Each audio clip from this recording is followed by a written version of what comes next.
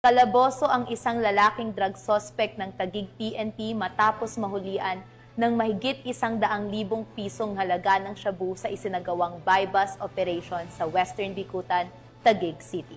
Nakipalita dyan si Patrolwoman Ivy Corporal. Arestado ang isang bagong tukoy na drug suspect sa buy-bust operation ng mga tauhan ng Taguig City Police Station sa Barangay Western Bicutan, Taguig City. Kinilala ang suspect na si alias John Paul, 25 anyos, walang trabaho at isang street-level individual. Nakuha mula sa kanya ang 2 sachet ng hinihinalang shabu na may bigat na 27 gramo at tinatayang halagang 183,600 pesos. Kasama ang buy-bust money at isang camel-labeled cigarette box.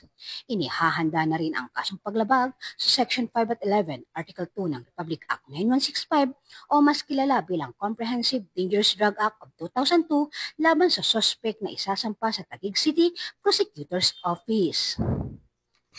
Mula dito sa Metro Manila, ako po ang inyong PNN correspondent, Patrolwoman Ivy Corporal, alagad ng batas, tagataguyod ng balitang pulis.